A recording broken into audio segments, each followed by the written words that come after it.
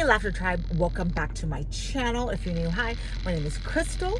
I'm an author and mentor, mom of 7, and I help women heal from toxic relationships and self-publish their books. So, I got a video request to do about forgiveness, forgiving yourself after toxic relationships, abusive relationships, so we're going to talk about it. So, if you don't know my story, I am a 2-time toxic relationship survivor. You name it, I've probably experienced it. And the thing about forgiving yourself, like for people who have been through this, like forgiving yourself is one of the hardest things to do. And let me tell you why.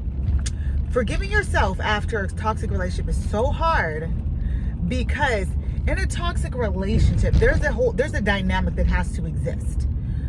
You're the toxic person. They're always the innocent one, usually. Well, it could, in my situation, I'm talking about, you know, I can't say it on YouTube because they have words you're not supposed to be saying, but like when you're that kind of relationship, there's the person who is the perpetrator, but they play the role of the victim. And then there's the role of the victim, and they're put in the role of being like the blame and the cause for everything in the relationship. So that dynamic is like, it's just like this codependent thing where this person's doing wrong. They blame you for what they're doing wrong. They accuse you of doing stuff wrong, even though it's not you. So it's hard to forgive yourself because you're used to taking responsibility for everything. You're used to being blamed for everything. You're used to being the one to try to fix stuff, make stuff right, change yourself, work on yourself, to try to make that person happy. Everything is about that other person, making them happy, trying to please them, trying to keep the peace in the home so that you can live and not go crazy. So when you leave and you're getting out of that relationship, you're still in that mindset of it's my fault. And you eventually become like, even if you know it's not your fault, like you're so used to being in there and you start to kind of even believe that. And so that person's not there anymore. And so you're like, it's still my fault. You're still taking all that blame. You're still taking all the everything because they never took responsibility. They never changed. They always blamed you. It was always your fault, even though it was them. And so you're still in that same role. You're still in that same mindset. It's my fault. I could have did something better. I should have seen it. Why didn't I do this? Instead of why did they do that? Why didn't they see? Why didn't they get help? Why did they not love me? You know what I mean? And so you're in this role, this chaotic role of blaming yourself, and you have to stop that. If you want to forgive yourself, you have to stop that. Blaming and shaming yourself. And I talk about this in my book, Love Yourself First, the blame and shame mindset. You're not going to get anywhere doing that. It's only going to get you deeper and deeper, dug into a deeper hole. And you're trying to get out of that hole. You're trying to get out of that mindset so that you can change, you can heal, you can be confident, you can learn your worth and value and stop settling for less than you deserve. But because of everything that you went through, because of all the things that affected you, because it affects you, those kind of relationships impact you and they affect you. And so you have to realize that the thoughts you're thinking, that's not even your own mindset. Those are not your thoughts.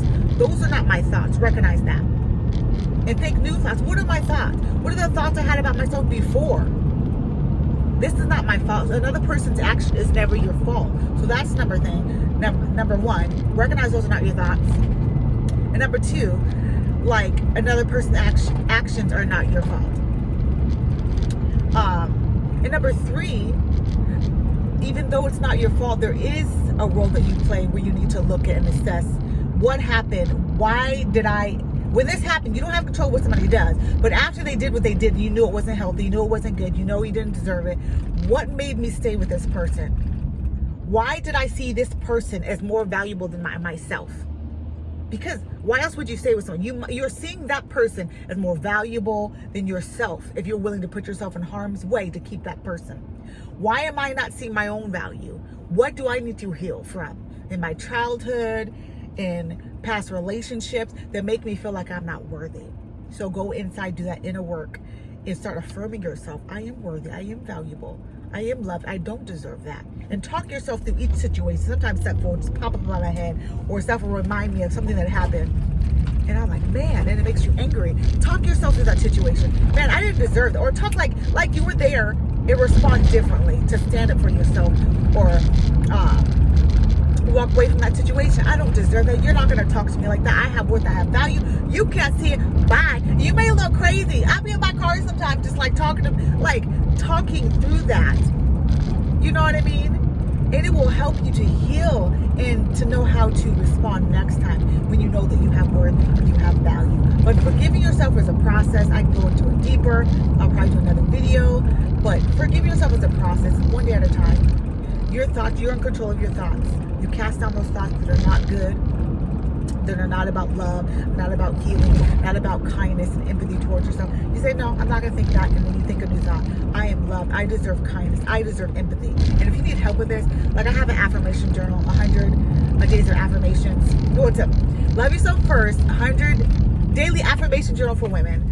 If you're looking up on Amazon, the link should also be in wherever you're at on my YouTube, or wherever you're watching this, you should be able to find the link somewhere. And just start there, because you're precious. You're precious. Like, think of yourself as a beautiful, precious child. You know what I mean? If you see a child that's been hurt, mistreated, and, you know, all that stuff, you're going to take that child. You're going to nurture that little girl. You're going to speak to her with kindness and empathy. You're going to be gentle with her. You're going to be patient with her. You're going to see what she needs, and you're going to do that. So see yourself as that little child that maybe didn't get what you need, that maybe wasn't loved, that wasn't affirmed, that didn't have what you need, maybe didn't have a dad. And you take that little girl and you be precious with her. You treat her with kindness. You take her out for some ice cream. You go get her some nice jewelry. You go do something kind. You go get her a massage, and you start putting yourself first too. Even if especially if you're a single mom, like, take care of your kids, obviously, do your best, but take care of yourself too. Get up in the morning and get yourself a smoothie. Get up in the morning and exercise. Stay up a little bit late and work on that book that you've been wanting to write. Do what you need to do, but love yourself. And it starts in small ways, and you deserve it. You're worth it, and you're amazing. And queens, remember, queens. I just came up with a saying. What was it? Queens never go on clearance. I'm gonna put that on a t-shirt. Queens never go on clearance. So pick up your crown, dust it off, because you still got it. Put it back on, and remember, never settle, because queens never go on clearance. Kings who are made for queens, they know how to value. They know what it takes to keep you. They know what it takes to get you, and you gotta know what it takes to be a queen, to love yourself, to value yourself, to have standards, to not settle, to have confidence, and not apologize about it, because that's what you deserve. This message was fire. I'm sorry. This message was fire. If it was fire, put a fire emoji in them, okay? Because I know it's helping you, because it's helped me to heal. And I'm on my way to go get myself something nice, buy me something nice. I'll be taking care of the kids, do my business, handle it. Take care of yourself. Love yourself, because you deserve it. Bye, guys. Queens, bye.